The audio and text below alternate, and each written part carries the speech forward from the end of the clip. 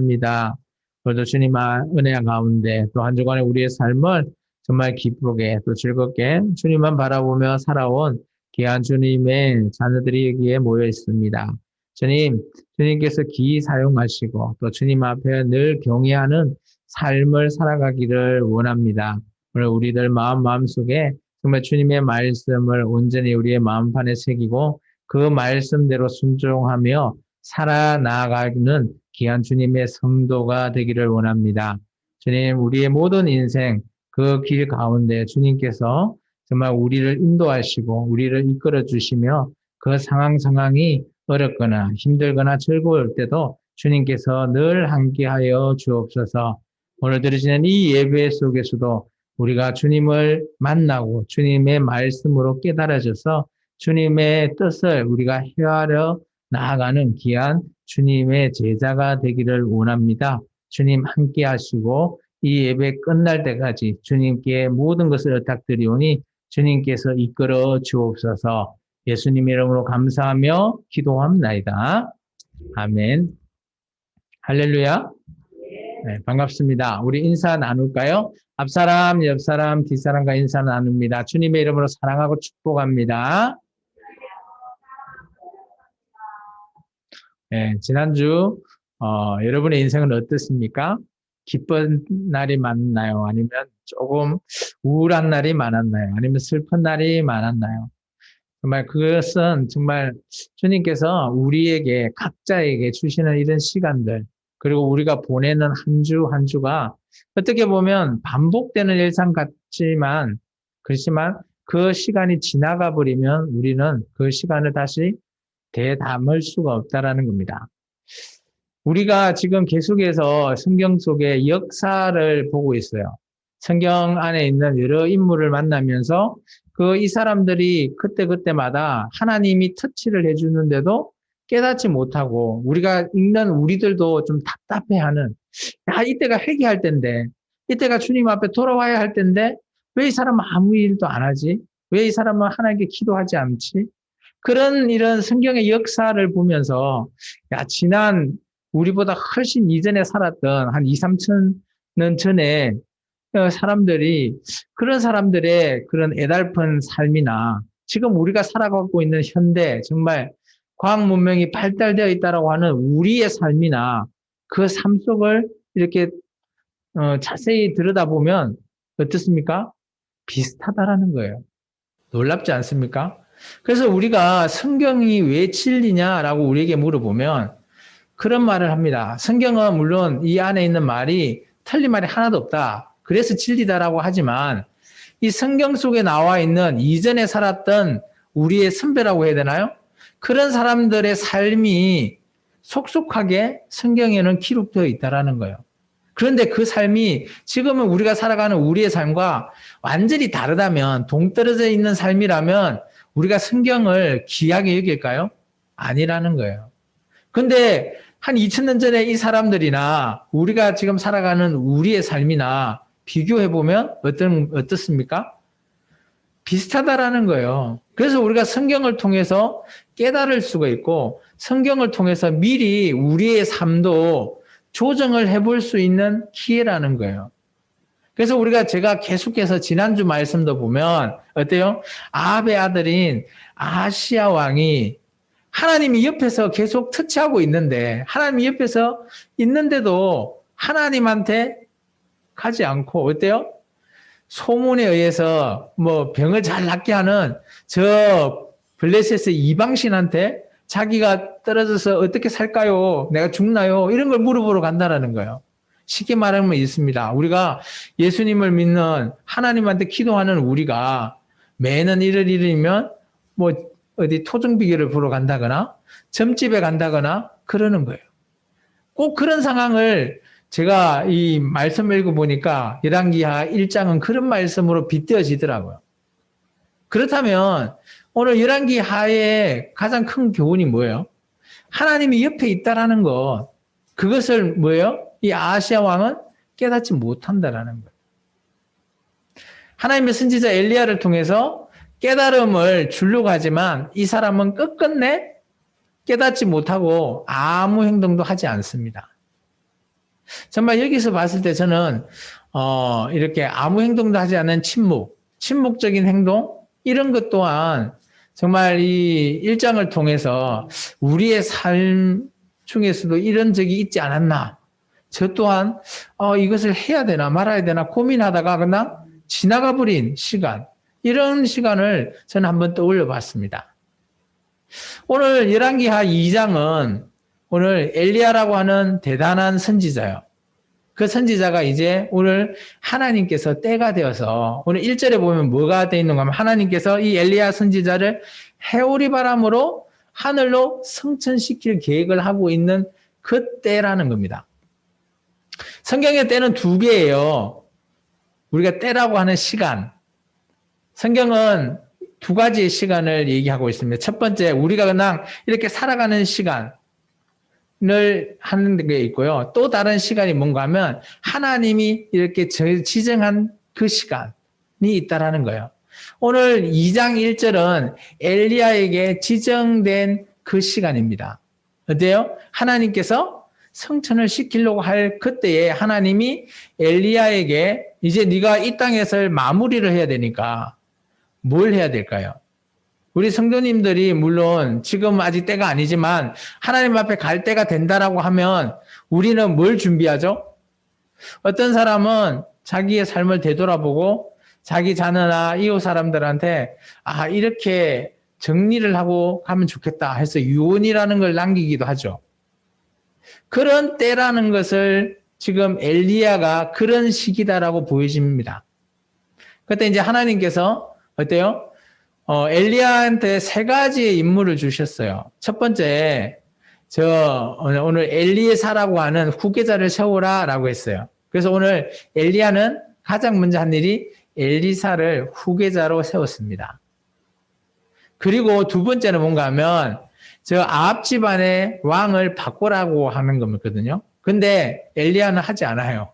그리고 세 번째, 좀 더 나아가서 아람이라고 하는 북이스라엘과 싸우는 아람 그 적수 있잖아요. 아람의 왕도 바꿔라, 기름 부어줘라 라고 하는 세 가지의 임무를 줬어요. 그런데 엘리야는 한 가지만 합니다. 내가 보기에 나는 엘리사한테 그냥 넘겨주고 엘리사 보고 하겠다. 이것은 사람마다 다를 것 같아요. 하나님이 그렇게 세 가지 해야 된다고 다 할 수도 있겠지만 다 못할 수도 있다라는 거예요.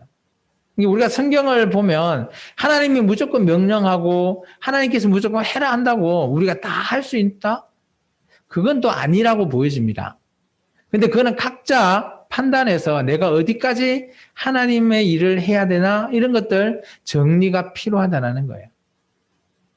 그게 우리의 삶 속에서 하나님을 만나는 그런 방법이에요.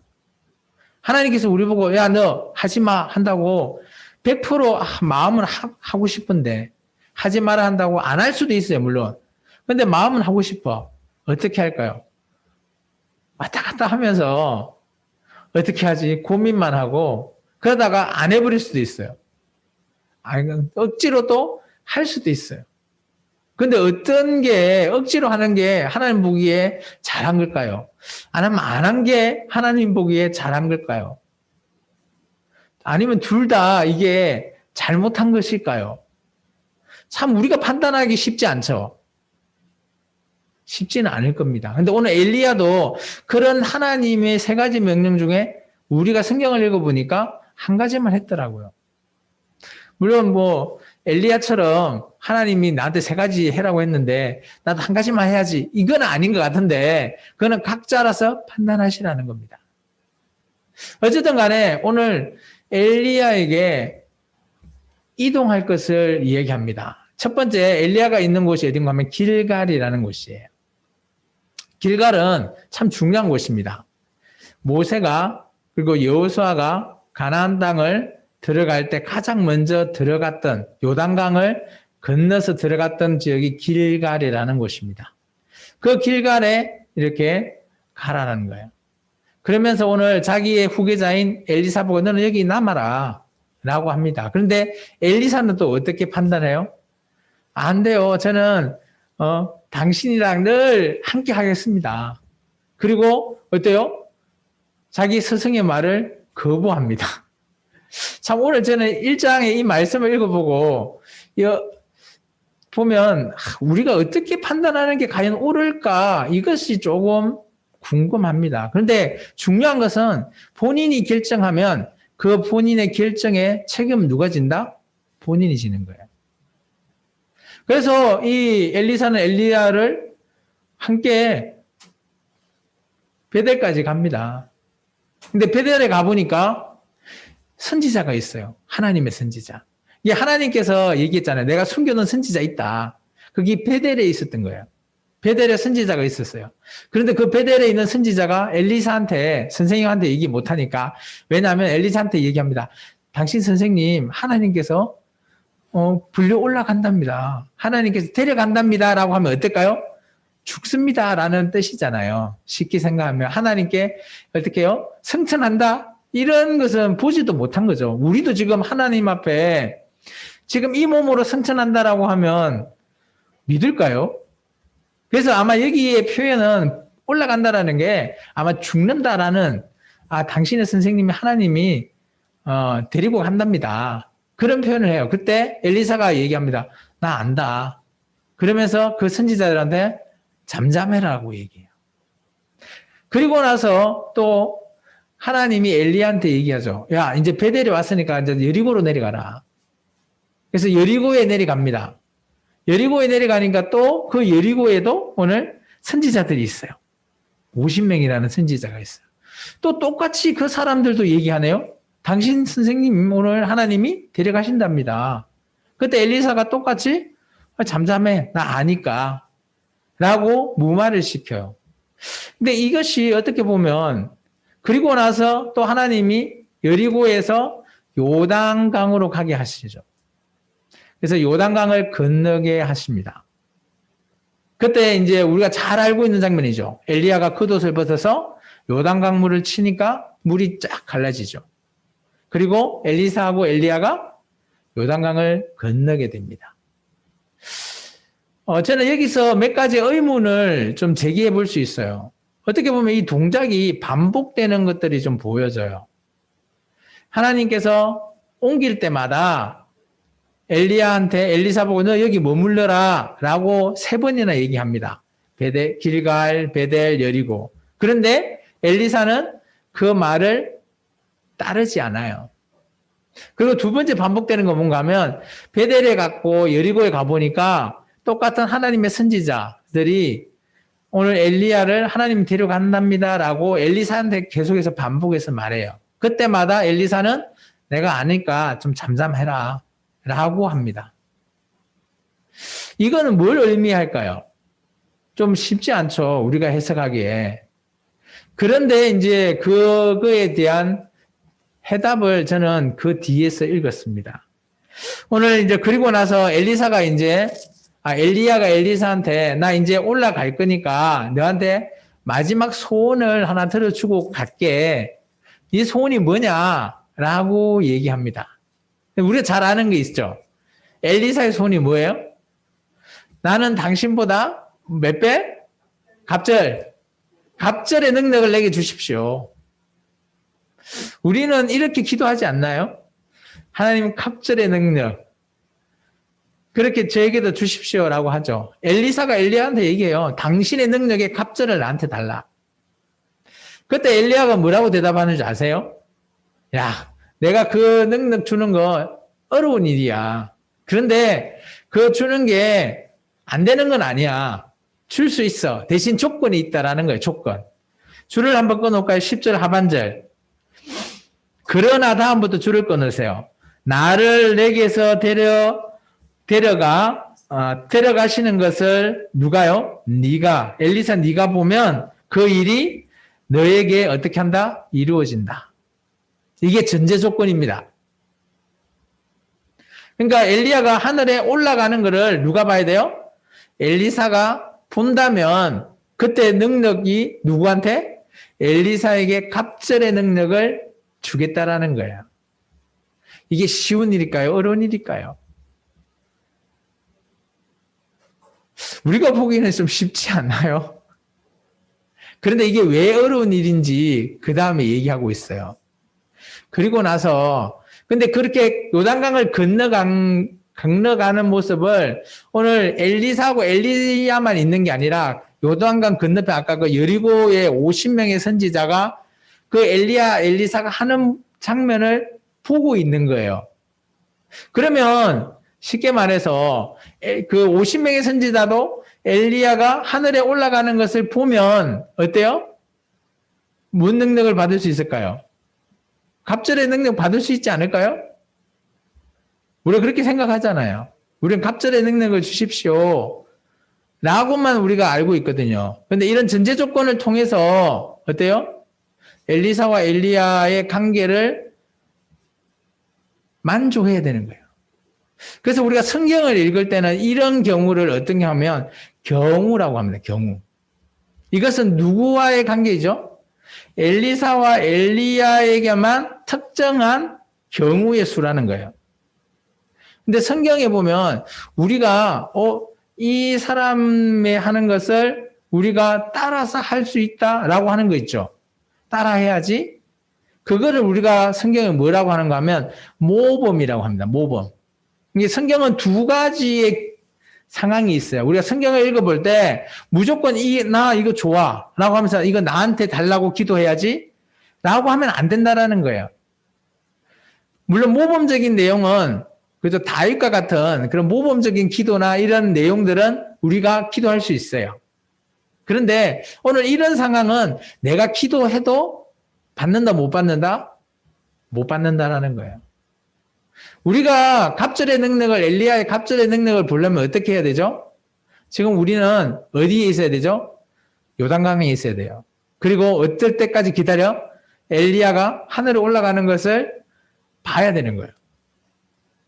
그렇다면 여러분에게도 갑절의 능력이 임한다라는 겁니다. 근데 이때 엘리사가 엘리야에게 이런 말을 합니다. 당신의 뭐예요? 성령님이 하시는 역사라는 표현을 합니다. 오늘 열왕기하 2장은 당신의 성령님이 하시는 역사, 오늘 제가 제목을 성령이 하시는 역사라는 주제의 제목을 제가 잡은 이유가 여기 있어요. 엘리사가 왜 엘리야한테 성령이 하는 역사라는 표현을 했을까요? 이거는 어떤 의미의 뉘앙스를 담고 있죠? 이때 성령님은 어떤 역사를 하고 있죠? 그걸 생각하면 쉽게 이해합니다. 어떤 역사를 하고 있죠? 우리말로 풀어보면 이런 겁니다. 기적적인 일. 맞나요? 기적이 일어나는 일. 맞나요? 그러니까 엘리사도 엘리야에게 갑절 달라 하는 게 어때요? 거의 성령이 하지 않으면 내가 받을 수 없는 일이다. 그렇게 인정합니다. 그리고 나중에 엘리야가 올라가고 나서 그 선지자들 있잖아요. 여리고의 선지자들이 엘리사한테 이런 말을 합니다. 15절에 똑같이 있거든요. 엘리야의 성령이 하시는 역사가 라고 써 있죠. 그것도 줄을 꺼놓으세요. 성령이 하시는 역사가 뭐였을까요? 이들이 보기에도 성령이 하는 일은 거의 기적과 같은 일이에요. 그래서 우리가 열왕기하 2장에 성령님이 하시는 역사는 뭐예요? 기적과 같은 일이에요. 그렇다면 다시 우리에게로 돌아와서 우리는 이런 기적과 같은 일을 받을 수 있나요? 받을 수 있다. 받을 수 없다. 여러분은 어떻게 생각하십니까? 그거에 대한 정답은 조금 지나서 제가 다시 한 번 더 물어보도록 하겠습니다. 자, 오늘 말씀은 제가 조금 정리를 했거든요. 앞을 한번 볼까요? 우리가 잘 알고 있는 말씀이에요. 오늘 이게 지도를 한번 봐주시기 바랍니다. 지도를 보면 보이나요? 길갈이라는 데가 있고 그 옆에가 여리고잖아요. 그리고 베델이라는 곳이 있어요. 보이나요? 근데 잘 살펴보시면 제가 오른쪽에 영어로 되어 있는 거 있죠. 여기 경계선이 있습니다. 경계선. 위가 북이스라엘이고 밑에가 남유다예요. 이 경계선이 이렇게 되고 동그라미 되어 있는 거 어딘가 하면 예루살렘이라는 곳이에요. 그럼 왼쪽에 예루살렘에서 조금 위쪽이면 지금 이거 줄 꺼져 있는 데 있죠. 초록색 줄. 여기가 지금 어떤 부분이라? 북이스라엘과 남유다의 어떤 부분? 경계선이에요. 요즘식으로 말하면 나라가 나라니까 국경선입니다. 국경선. 국경 지역이에요. 그런데 우리가 잘 한번 생각해 보면 북이스라엘은 오늘 엘리야가 섬기는 정말 여호와 하나님이 있는데 그에 반해서 북이스라엘은 단하고 베델에 여호와 뭐가 더 있죠? 여호와 하나님이라고 하는 우상이 있죠. 송아지 우상이 있어요. 그래서 여로보암이 절기 때 남유다 성전에 가서 제사 지내지 말고 단과 베델에 여호와 송아지를 만들어 놓고 거기서 제사 지내라 그러잖아요. 절기를 지켜라라고 합니다. 그래서 이 베델이라는 곳은 잘 아시면 뭔가 하면 그리고 여기에서는 베델에 여리고 그 베델에는 그 여호와라고 하는 송아지의 우상이 있고요.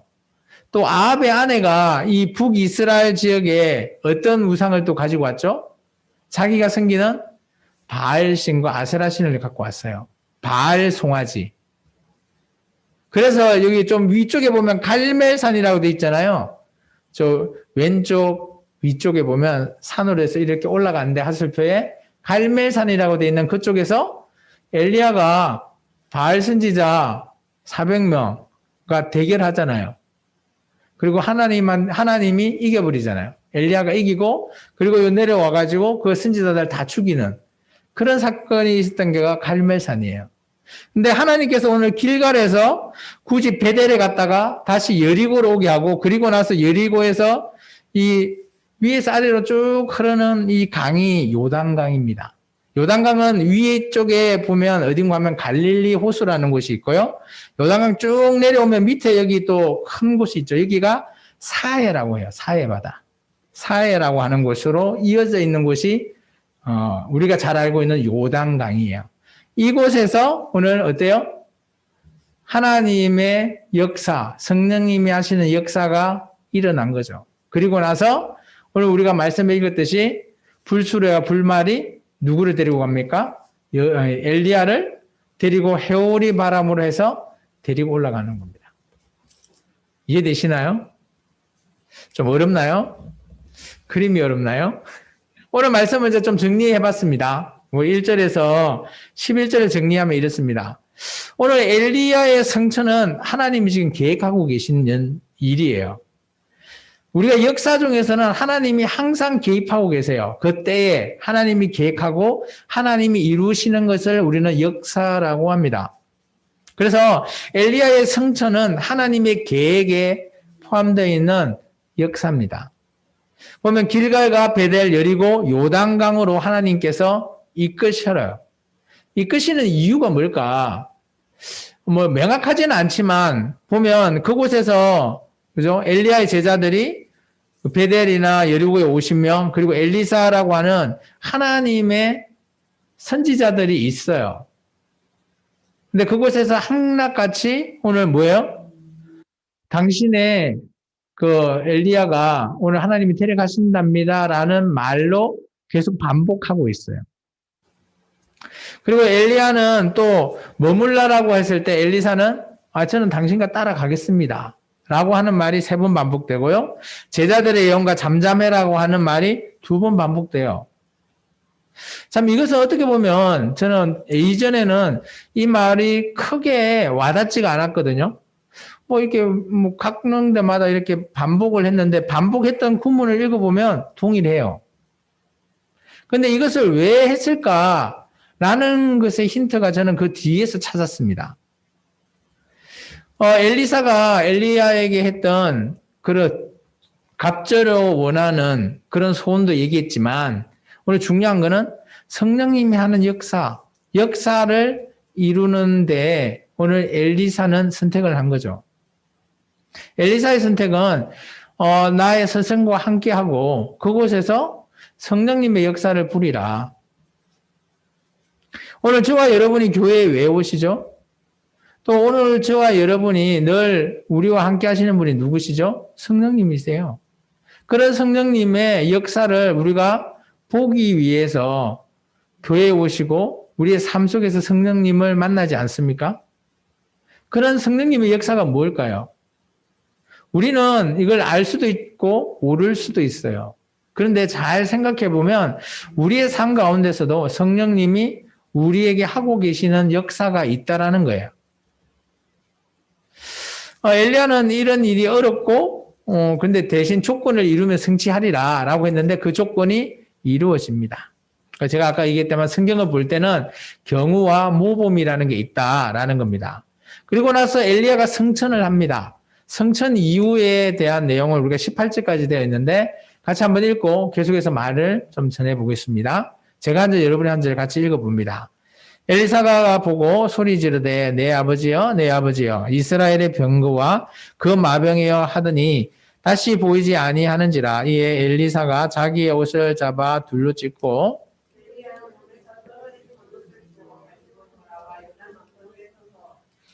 엘리야의 몸에서 떨어진 그 겉옷을 가지고 물을 치며 이르되 엘리야의 하나님 여호와는 어디에 계시나이까 하고 그도 물을 치매 물이 이리저리 갈라지고 엘리사가 걷느니라.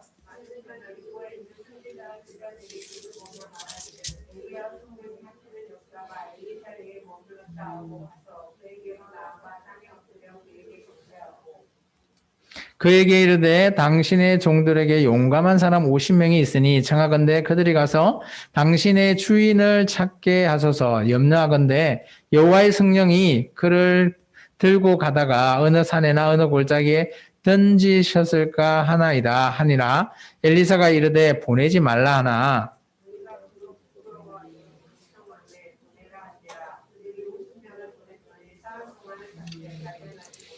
같이 읽을까요? 엘리사가 여리고에 머무는 중에 무리가 그에게 돌아오니 엘리사가 그들에게 이르되 내가 가지 말라고 너에게 이르지 아니하였느냐 하였더라. 자, 여기 보면 제자들이 그죠?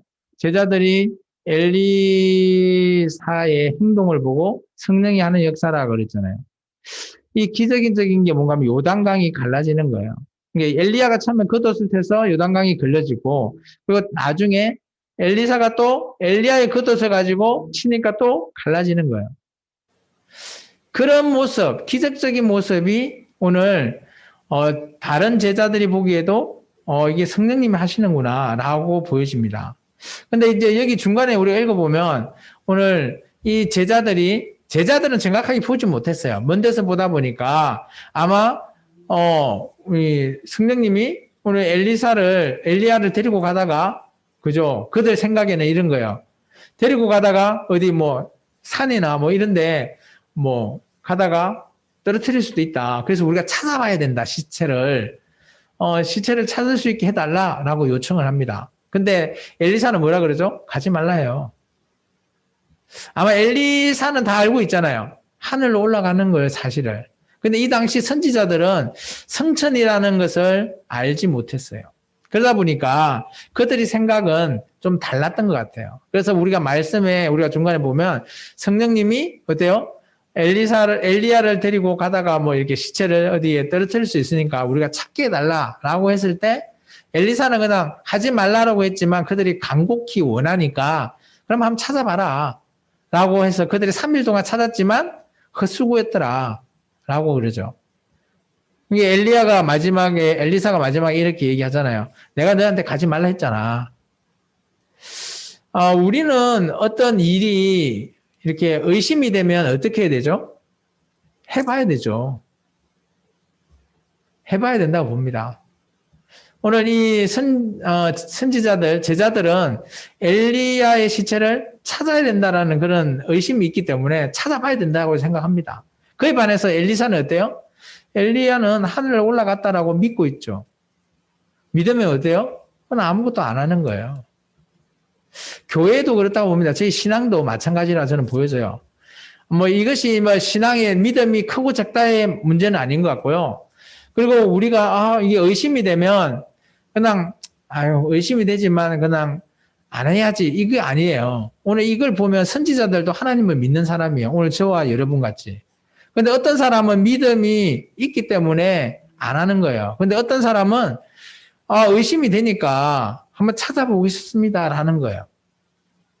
그렇다면 우리가 교회에서 성경에 어떤 뭐 문구나 성경에 있는 내용이 좀 의심이 되거나 이해가 안 되거나 잘 모르겠다면 어떻게 해야 되죠? 오늘 이 선지자들처럼 찾아봐야 돼요. 이게 진짜인지, 이게 참말인지. 오늘 제가 여러분한테 설교하는 이 말씀이, 제가 하는 말이 혹여나 틀렸다면 여러분도 의심을 해보고 찾아봐야 돼요. 저한테 물어보거나 아니면 다른 말씀, 성경을 통해서 주석이라는 걸 찾아서 이거는 이렇게 되는데 왜 목사님이 이렇게 얘기하셨습니까? 라고 저한테 오히려 되물으셔야 되죠. 그게 믿음이라고 저는 보여져요.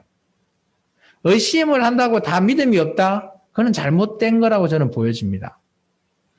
어쨌든 간에 의심이 나지만 그 의심이 해결이 되면 어때요? 믿어지는 거잖아요.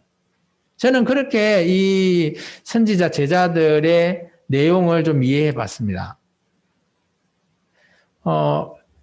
오늘 엘리야가 승천하고 난 이후에 실제적인 후계자는 이제 엘리사에게 넘어갔어요. 그래서 이제 이 시간 이후에 엘리사가 이제 명확히 그 선지자들의 후계자의 계보에 이제 들게 됩니다.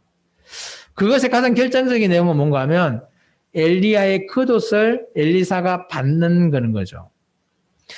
우리는 겉옷하면 제 5대 양복의 겉옷은 뭐 비싸 보이지 않죠. 근데 이스라엘 민족의 겉옷은 어때요? 집 한 채 가격이에요. 왜냐하면 그들은 이제 집이라는 개념이 우리하고 좀 달라요.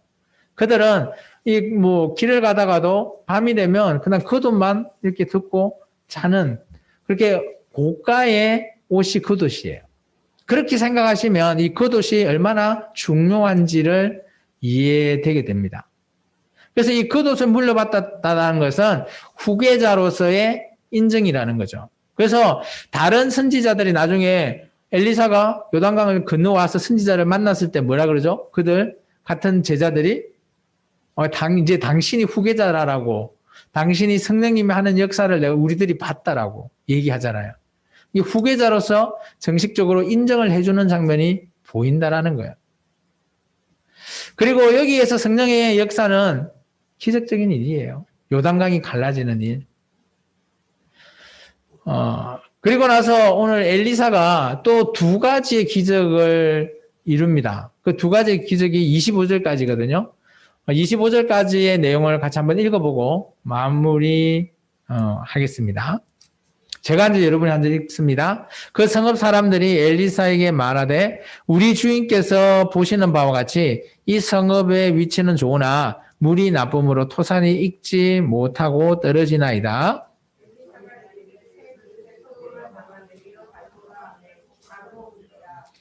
엘리사가 물 근원으로 나아가서 소금을 그 가운데 던지며 이르되 여호와의 말씀이 내가 이 물을 고쳤으니 이로부터 다시는 죽음이나 열매 맺지 못함이 없을지니라 하셨느니라 하니 이까지가 하나의 사건이고요. 두 번째 사건입니다. 엘리사가 거기서 베델로 올라가더니 그가 길에서 올라갈 때 작은 아이들이 성읍에서 나와 그를 조롱하여 이르되 대머리여 올라가라 대머리여 올라가라 하는지라.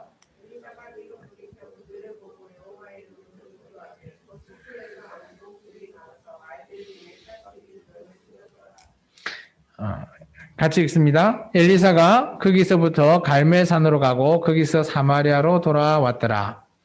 자, 여기 보면 첫 번째 사건은 좀 이해가 되죠. 이 여리고라는 곳은 물이 좀 나빠요. 그래서 물을 먹기가 조금 좋지 않는 그런 지역이에요. 그러다 보니까 이 물의 근원을 해결해 주죠. 소금을 가져오라 해서 그 근원에 소금을 뿌리니까 물이 좋아졌다라는 거예요. 근데 그게 어때요? 여기 기록되어 있는 말은 그때 이후부터 지금까지 그것이 좋아져 있는 상태예요. 이게 어떻게 보면 이 기적이라는 것이 이루어지고 그들에게는 그것이 뭐다고요? 구원이라는 거예요. 여기서 말하는 구원은 무엇일까요? 여기서 아까 말했던 그 구원은 고쳐진다라는 거예요. 물이 안 좋았던 물이 고쳐졌다라는 거. 그리고 그것이 어때요? 지금까지도 함께 그 물이 좋아져서 있다라는 거죠. 우리가 구원이라고 하면 우리는 한결같이 이렇게 생각하고 있죠. 내가 주님 앞에 구원받아야 된다. 라는 것을 우리는 구원으로 전체를 생각해요. 그런데 구원은 꼭 그렇지가 않아요. 어떤 병든 사람이 고쳐지면 구원받은 거예요. 맞나요? 이 물이 안 좋아졌던 물이 고쳐져서 일시적인 게 아니라 쭉 좋아졌다면 거기에 구원된 겁니다. 이게 우리가 구원이라고 하면 신약에서 구원이라고 하면 지금 저와 여러분이 교회에서 구원이라고 하면 예수님의 보혈의 피로 우리가 제사함 받아서 영원한 영생의 삶을 사는 것을 구원이라고 딱 정해놓고 나서 그 외에는 구원 아니야라고 우리는 생각하는 거예요.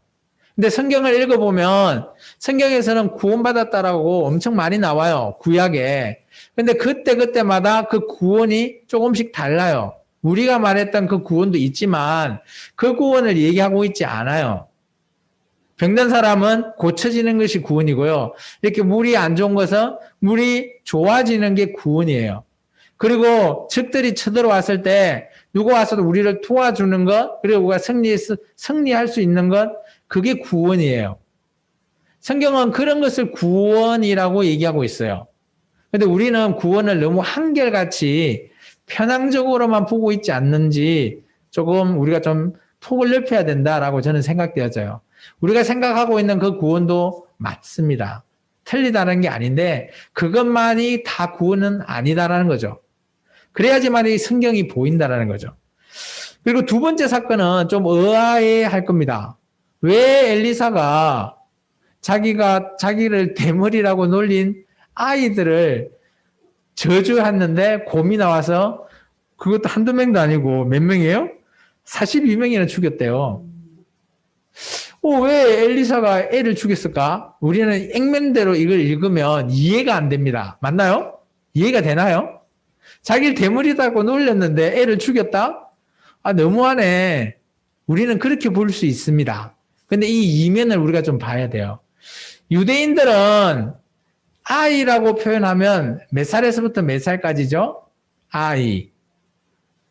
아이라고 하면 보통 우리가 말하는 갓난 아기도 아이고요. 몇 살까지인가 하면 30살까지를 아이라고 표현해요.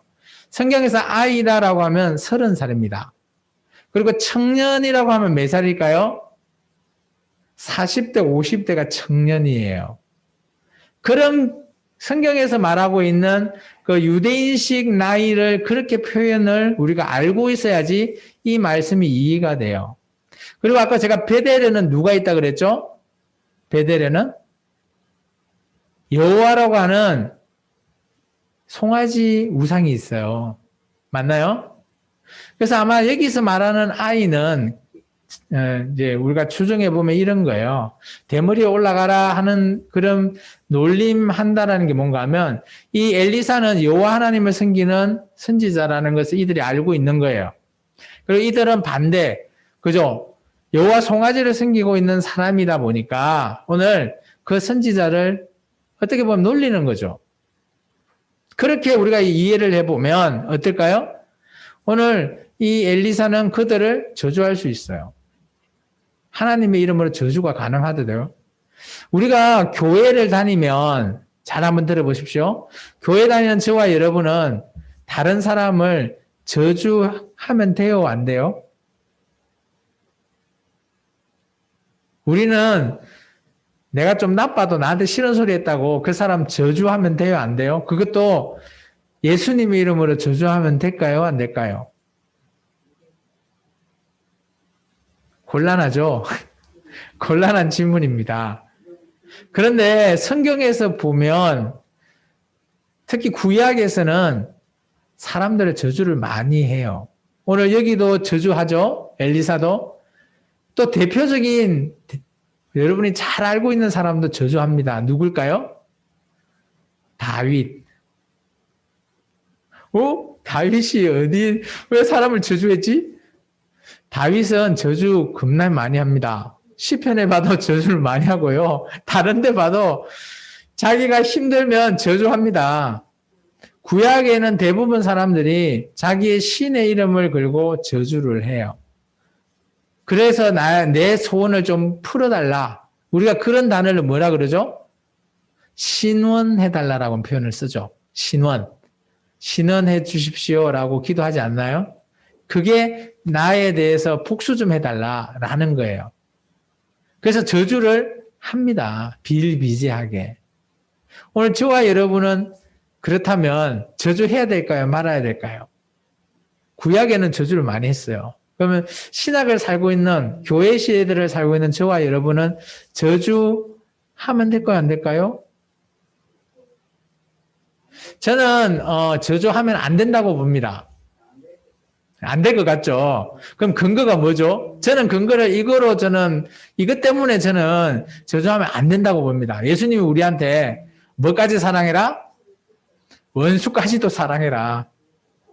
그 말을 저는 들었기 때문에 우리는 저주하면 안 될 것 같습니다. 저는 그렇게 근거를 삼았어요. 그래서 하나님이 사랑하는 우리 요한복음 3장 16절에 뭐라 되어 있어요? 하나님이 여러분만 사랑합니까? 이 세상의 모든 사람을 사랑하십니까? 이 세상의 모든 사람을 이토록 사랑했기 때문에 누굴 보냈죠? 독생자 예수님을 이 땅에 보낸 거잖아요. 그렇다면 하나님 입장에서는 이 땅의 모든 사람이 악하든 선하든 간에 어떻게 하신다고요? 사랑의 대상이 누구다? 우리 사람이라는 거예요.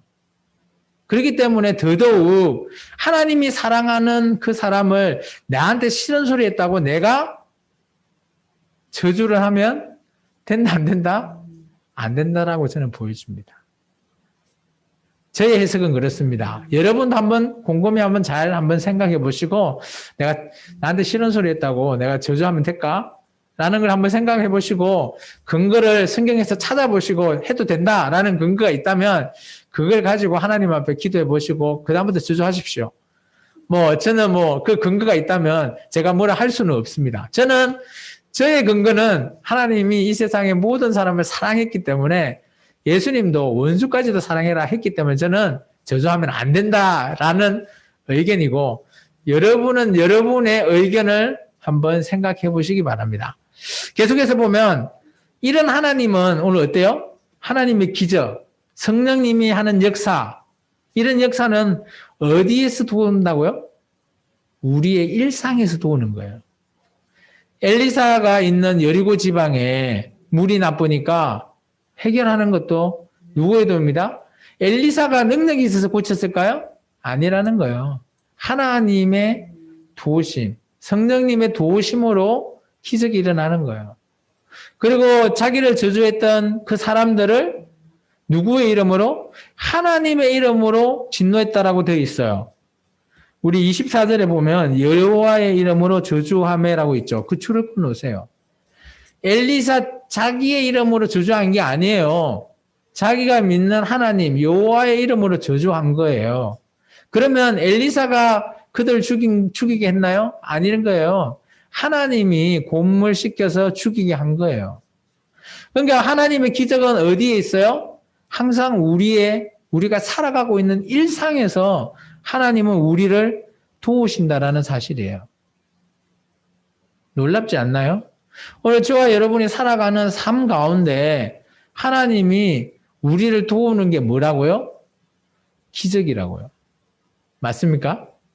오늘 엘리사처럼 이렇게 막 고민해서 죽이고 해야지 하나님이 기적을 행하는 걸까요? 아니요. 오늘 여러분의 삶에서 내가 할 수 없는 일을 하나님한테 기도하니까 하나님이 이루어 주신 거 있죠? 그게 하나님의 기적이에요. 저는 그렇게 이 말씀들을 읽었습니다. 이제 말씀 한번 정리해 볼까요? 오늘의 말씀의 키워드는 저는 한 3가지 정도 보여집니다. 열왕기하서 2장을 통해서 우리는 한 3가지 정도를 좀 생각하고 한 주간에 이 말씀을 좀 간직해서 여러분의 인생이 좀 바뀌었으면 좋겠어요. 첫 번째, 우리가 성경을 볼 때는 구분을 할 필요가 있다는 거예요.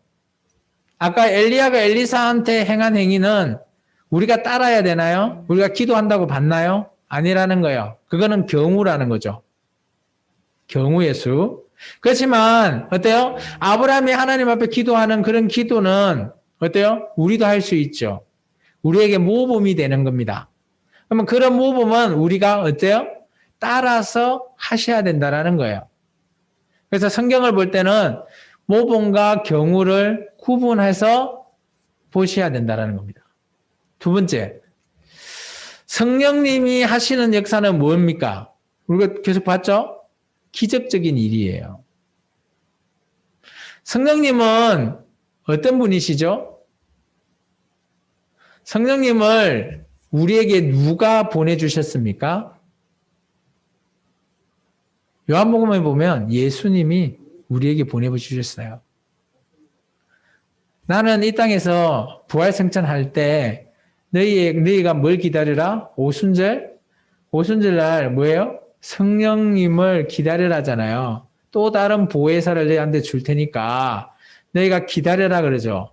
그래서 베드로나 이런 많은 사람들이 마가의 다락방에서 오순절 성령 강림을 체험하잖아요.